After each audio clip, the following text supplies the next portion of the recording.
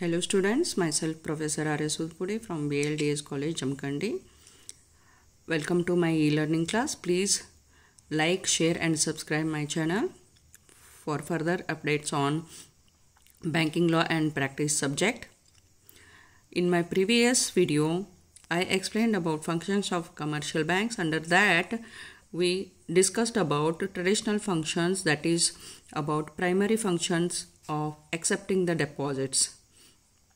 Different types of deposits we discussed, that is savings deposits, fixed deposits, current deposits and recurring deposits. In today's video, I am going to explain about granting loans and advances. Granting loans and advances.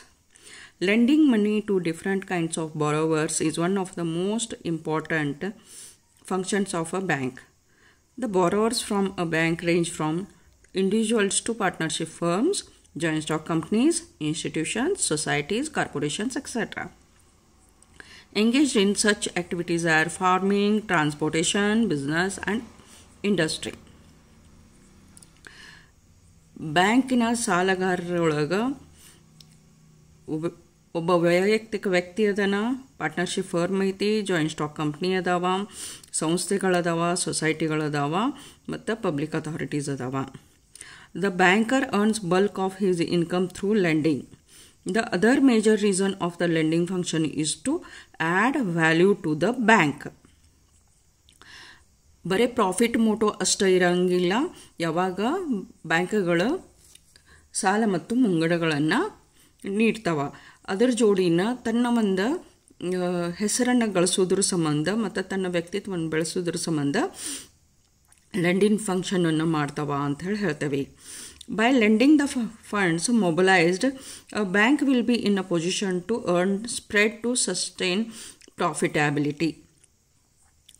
Profitability through lending will be attained if the bank is in a position to take and manage credit risk that arises on account of the quality of the borrower and liquidity risk that may arise by borrowing short and lending long in order to attain greater spreads.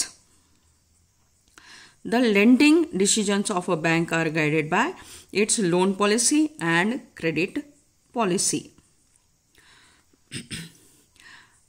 So, when a bank lends, it looks at the safety of the fund, liquidity, profitability and purpose of the loan, security of the fund, technical competency and diversification of the risk.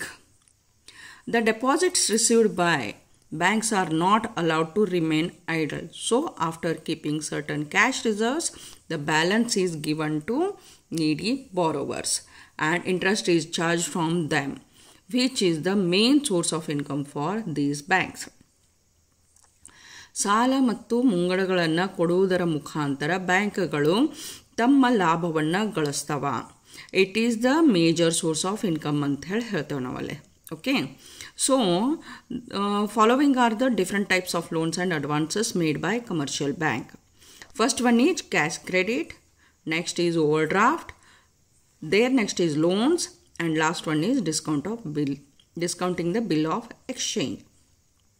So here we are looking forward for the detailed discussion about these loans and advances. So first one is cash credit. Cash credit is an arrangement by which a banker allows his customer to borrow money up to a certain limit against his current assets like shares, stocks and bonds. Cash credit ನಗದು ಸಾಲ ಅಂತ ಹೇಳ್ತೀವಿ. ಬ್ಯಾಂಕರ movable property ಮೇಲೆ ಕೊಡ್ತಕ್ಕಂತಹ ಒಂದು ಅಲ್ಪಾವಧಿಯ ಸಾಲವಾಗಿದೆ ಅಂತ ಹೇಳ್ತೇವೆ ನಾವು ಅಲ್ಲೇ. A credit limit is sanctioned and the amount is credited in customer's account. The borrower may withdraw any amount within his credit limit and interest is charged on the amount actually withdrawn. Cash credit is the most favored method for availing credit in India. Under this method, the banker fixes a cash credit limit on an annual basis. ಅಂತಿಮ ಅಂದರೆ ವರ್ಷದ ಕೊನೆಗೆ cash ಕ್ರೆಡಿಟ್ದ ಲಿಮಿಟನ್ನು, ನಗದು ಸಾಲದ ಒಂದು ಲಿಮಿಟನ್ನು customer ಮೇಲೆ ಅವನು ನಿರ್ಧರಿಸಿದ್ದಾನ. It is given on the shares, stock and bonds. Important factor ಏನೈತಿ ಇಲ್ಲೇ, ಸೆಕ್ಯೂರಿಟಿ ಕೊಡಬೇಕಾಗ್ತತಿ, ಪ್ಲೆಜ್ ಆರ್ ಹೈಪೋಥಿಕೇಶನ್ ಮಾಡಿ ಅದನ್ನು ಅಡುವಿಟ್ಟು ಗಿರ್ವಿ ಇಟ್ಟು ಅವ ಸಾಲವನ್ನು ತಗೋಬೇಕಾಗ್ತತಿ. In the case of traders, the limit in cash credit amount is allowed for purpose of goods in which they deal. No sooner the sales takes place, the customer deposits the proceeds in the account. Whenever he needs the money again for stocking the goods, he draws upon the account. Cash credit accounts are opened only by traders, industrial units and other business concerns. ಅದಕ್ಕೆ ನಾವು ಏನು ಹೇಳ್ತೇವೆ, ಟ್ರೇಡರ್ಸಿಗೆ ಆಮೇಲೆ business ಮನ್ಗಳಿಗೆ ಇದು suitable ಐತೆ ಅಂತ ಹೇಳ್ತೇವೆ. ತನ್ನ ಗೂಡ್ಸನ್ನು ತೊಗೋತಿರ್ಬೇಕಾದ್ರೆ, ಪರ್ಚೇಸಸ್ ಮಾಡ್ತಿರ್ಬೇಕಾದ್ರೆ ಯಾವಾಗ ಖರೀದಿ ಮಾಡ್ತಾನೆ, ಖರೀದಿ ಮಾಡಿ ಮಾರಾಟ ಮಾಡ್ತಲ್ಲ, as soon as he earns the amount or revenue ಅದನ್ನು ರೀಪೇ ಮಾಡ್ತಾನಲ್ಲೇ, ಅಲ್ಲಿವರೆಗೆ ಕ್ಯಾಶ್ ಕ್ರೆಡಿಟ್ ಅಲ್ಲಿ ಸಾಲವನ್ನು ಕೊಡ್ತಾರೆ. ಕ್ಯಾಶ್ ಕ್ರೆಡಿಟ್ದ ಫೀಚರ್ಸ್ ಒಳಗೆ ನಾವು ಏನು ಹೇಳ್ತೇವೆ ಅಂತಂದ್ರೆ, limit is fixed by the banker. Banker limit fix ಮಾಡ್ತಾನೆ ಅಂತ ಹೇಳ್ತೇವೆ. After studying the financial capacity and projected sales and past utilisation of such limits, ಅವನ್ನ ಒಂದು ಕ್ರೆಡಿಟ್ ವರ್ದಿನೆಸ್, ಕಸ್ಟಮರ್ನ ಕ್ರೆಡಿಟ್ ವರ್ದಿನೆಸ್ ಮೇಲೆ ಸಾಲ ನಿರ್ಧಾರಿತವಾಗ್ತದೆ, ಕ್ಯಾಶ್ ಕ್ರೆಡಿಟ್ ನಿರ್ಧಾರಿತವಾಗುತ್ತದೆ. The borrower has to provide security of tangible assets, compulsory tangible assets ಕೊಡಬೇಕು in the form of pledge or hypothecation or guarantees. Shares, stocks, ಬಾಂಡ್ಸನ್ನು ಅದಕ್ಕೆ ನಾವು ಹೇಳಾಕತ್ತದ್ದು ಟ್ಯಾಂಜಿಬಲ್ ಅಸೆಟ್ಸ್ ಅಂತ ಹೇಳಿ ಹೇಳ್ತೇವೆ. The borrower can withdraw from this account whenever he requires and whatever amount he needs, provided the amount does not exceed the cash credit limit. Cash credit limit ಏನೈತಿ ಅಂತಂದ್ರೆ banker decide ಮಾಡ್ತಾನೆ, ಅದನ್ನು ಅಲ್ಲೇ ದಾಟಬಾರ್ದು. ಅಲ್ಲಿವರೆಗೆ ಯಾವಾಗ ತನಗೆ ಬೇಕನ್ನಿಸುತ್ತೆ ಆವಾಗ ಕಸ್ಟಮರ್ ಏನೈತಿ, ಗ್ರಾಹಕ ಏನೈತಿ, ಹಣವನ್ನು ತಕ್ಕೋಬಹುದು. Interest is charged only on actual amount withdrawn. Amount ಎಷ್ಟು ತೊಗೊಂಡಿರ್ತಾನೆ ಅದ್ರ ಮೇಲಷ್ಟು ಬಡ್ಡಿ ಬೀಳ್ತದಲ್ಲೇ. ಆಮೇಲೆ ಅವನು ಎಷ್ಟು ಟೈಮಿಗೆ ಅದನ್ನು ಯೂಟಿಲೈಸ್ ಮಾಡಿರ್ತಾನೆ ಅಷ್ಟಷ್ಟು ಅಲ್ಲೇ ಬಡ್ಡಿಯನ್ನು ವಿಧಿಸಲಾಗ್ತತಿ ಅಂತ ಹೇಳ್ತೇವೆ. Even though the advances sanctioned under this system are made for the period of 1 year, but in reality they roll over a period of time. Initially a commitment charge of 1% was levied on the utilization amount, but now it has been cancelled. Okay, their next loans and advances, sorry, it is advance. Cash credit and overdraft are advances, not loans. So next is overdraft, ಮೀರೆಳೆತ ಅಂತ ಹೇಳ್ತೇವೆ ನಾವು ಇದನ್ನು ಕನ್ನಡ ಒಳಗೆ. Okay, it is also an arrangement whereby customer has been allowed temporarily to withdraw his current account with or without security. Cash credit ಒಳಗೆ tangible assets ಮೇಲೆ ಕೊಡ್ತೀರಿ. Over draft ಒಳಗೇನೈತಿ, current account ಮೇಲೆ ನಾವೇನು ಮಾಡ್ತೇವೆ, ಕ್ರೆಡಿಟ್ ವರ್ದಿನೆಸ್ ಮೇಲೆ ಸಾಲವನ್ನು ನೀಡಲಾಗ್ತತಿ, ಮುಂಗಡವನ್ನು ಕೊಡಲಾಗ್ತತಿ ಅಂತ ಹೇಳ್ತೇವೆ. It is also a short term credit facility. It is also cash short-term credit facility. Overdraft means allowing the customer to overdraft his account. It is allowed only to current account holders, but some banks allow casual overdraft in savings account for government servants. Unlike loans accounts, an overdraft is a running account wherein the balance goes on fluctuating from debit to credit or vice versa. Under an overdraft arrangement, a customer is allowed to draw checks up to an agreed limit over and above the credit balance in the account. Overdraft facility ಒಳಗೆ customer ತನ್ನ ಅಕೌಂಟ್ನಾಗ amount ಇರಲಿಲ್ಲ, ಹಣ ಇರಲಿಲ್ಲ ಅಂದರೂ ಸದೇಕ ಚೆಕ್ಕನ್ನು ಬರೆಯಬಹುದಾಗಿದೆ. ಆ ಟೈಮ್ನಾಗ ಬ್ಯಾಂಕರ್ ಏನು ಮಾಡ್ತಾನೆ, ಓವರ್ ಡ್ರಾಫ್ಟ್ ಫೆಸಿಲಿಟಿಯನ್ನು ಕೊಟ್ಟು ದುಡ್ಡನ್ನು ಕಸ್ಟಮರ್ ಅಕೌಂಟಿಗೆ ಹಾಕ್ತಾನೆ, ಕ್ರೆಡಿಟ್ ಮಾಡ್ತಾನೆ, ಅದರ ಮೇಲೆ ಚೆಕ್ಕನ್ನು ಆನರ್ ಮಾಡಬಹುದು.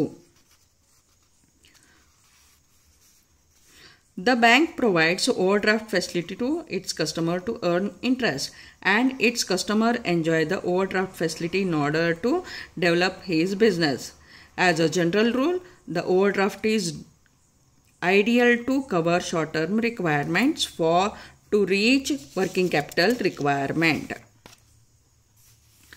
The interest on overdraft is calculated on the amount actually utilized by the debtor customer at regular intervals. Therefore, it is cheaper than the other loans.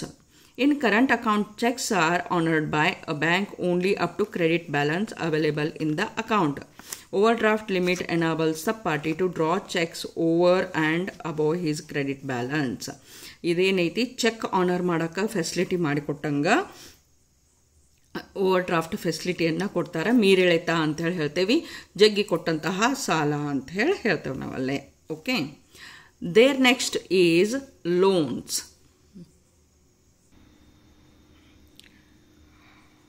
The term loan is used to denote the granting of an advance in lump sum.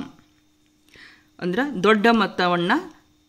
ದೊಡ್ಡ ಮೊತ್ತದ ಸಾಲವನ್ನು ನಾವೇನಂತೀವಿ, ಸಾಲ ಅಂತ ಹೇಳಿ ಹೇಳ್ತೀವಿ. Usually on the basis of some acceptable securities. ಕೆಲವೊಂದಿಷ್ಟ security ಮೇಲೆ ಕೊಡ್ತಕ್ಕಂತಹ ಸಾಲ ಐತಿ. Under the loan system, credit is given for a definite purpose or for a predetermined period. Specific period ಇರ್ತೈತಿ ಇದಕ್ಕೆ.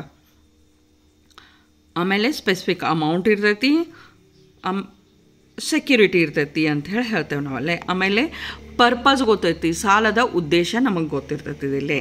After sanctioning the loan, bank makes a lump sum payment to the borrower or credit his deposit account with the money advance. It is given for a fixed period at an agreed rate of interest. High rate of interest is there.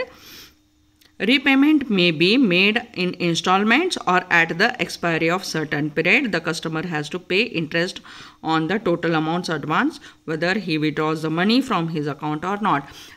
ದುಡ್ಡನ್ನು, ಸಾಲದ ಮೊತ್ತದ ದುಡ್ಡನ್ನು customer ತನ್ನ ಉಪಯೋಗಿಸ್ಲಿ ಅಥವಾ ಬಿಡಲಿ, ಎಷ್ಟು ಸಾಲ ತೊಗೊಂಡಿರ್ತಾನೆ ಅಷ್ಟರ ಮೇಲೆ ಬಡ್ಡಿಯನ್ನು ಕಟ್ಟಬೇಕಾಗ್ತೈತಿ. It may be secured or unsecured, and it may be short term loans or medium term loan or long term loan. So loans are called as time loans, time based loans. Okay, ಅದರೊಳಗೆ short term within 1 year ಇರ್ತೈತಿ, short term ರಿಕ್ವೈರ್ಮೆಂಟ fulfil ಮಾಡೋಕೆ. ಆಮೇಲೆ medium term ಏನೈತಿ ಅಂತಂದ್ರೆ 1 ರಿಂದ 3 ವರ್ಷದವರೆಗೆ ಇರ್ತೈತಿ. Long term loan ಏನೈತಿ ಅಂತಂದ್ರೆ more than 3 years ಇರ್ತೈತಿ ಅದಲ್ಲೇ. Okay, next is discounting of bill of exchange. Discounting of bill of exchange means time bills are discounted while demand bills are purchased by the banks. In both the cases, the bank credit the account of their customer by the amount of bills after deducting discount amount or commission. ಡಿಸ್ಕೌಂಟರ ಅಂತ ಕರಿತೇವೆ, commission ಅಂತರ ತೆಗಿತೇವೆ. Customer bills bill of exchange ಏನಿರ್ತಾವಲ್ಲ ಅದನ್ನು ಏನೈತಿ, demand ಬಿಲ್ಸನ್ನು ಖರೀದಿ ಮಾಡ್ತತಿ, ಆಮೇಲೆ ಟೈಮ್ ಬಿಲ್ಸನ್ನು ಡಿಸ್ಕೌಂಟ್ ಮಾಡ್ತತಿ. Time bills usually 90 days time ಪೀರಿಯಡ್ದು ಇರ್ತೈತಿ. ವಿದಿನ್ ದ್ಯಾಟ್ ಪೀರಿಯಡ್ ಕಸ್ಟಮರಿಗೆ ದುಡ್ಡು ಬೇಕಾತು ಅಂತಂದ್ರೆ ಬ್ಯಾಂಕರ್ ಏನು ಮಾಡ್ತಾನೆ, ಆ ಒಂದು ಬಿಲ್ ಆಫ್ ಎಕ್ಸ್ಚೇಂಜನ್ನು ಖರೀದಿ ಮಾಡಿಕೊಂಡ ಕಸ್ಟಮರ್ನ ಅಕೌಂಟಿಗೆ ಆ ಬಿಲ್ಲಿದ ಮೊತ್ತವನ್ನು ಏನೈತಿ ಕ್ರೆಡಿಟ್ ಹಾಕ್ತಾನ. After expiry of that period of 90 days, 90 ದಿವಸ ಆದ ಕೂಡಲೇ ಆ ಬಿಲ್ ಏನು ಬರೆದು ಕೊಟ್ಟಂತಹ ವ್ಯಕ್ತಿ ಇರ್ತಾನೆ, ಅವನ ಕಡೆದ ಹಣವನ್ನು ವಸೂಲಿ ಬ್ಯಾಂಕರ್ ಮಾಡ್ತಾನಲ್ಲೇ. Okay, it is the loan facility given on bill of exchange which facilitates customers to fulfill his short term requirement of the fund. Okay, ಆಮೇಲೆ ಏನು ಮಾಡ್ತಾರ ಅಂತಂದ್ರೆ ಇಲ್ಲಿ ಬಿಲ್ ಆಫ್ ಎಕ್ಸ್ಚೇಂಜ್ ಮೇಲೆ ಏನು ಲೋನ್ ಕೊಟ್ಟದ್ದು ಇರತ್ತಲ್ಲ, ಆ ಒಂದು ಫೆಸಿಲಿಟಿಯನ್ನು ಮಾಡಿಕೊಡ್ತಿರ್ಬೇಕಾದ್ರೆ ಬ್ಯಾಂಕರ್ ಏನು ಮಾಡ್ತಾನೆ ಅಂತಂದರೆ he takes little bit of discount or commission. These are the types of loans and advances provided to customers by commercial bank. Please share, subscribe and like my video. For further updates, please tune on. Thank you.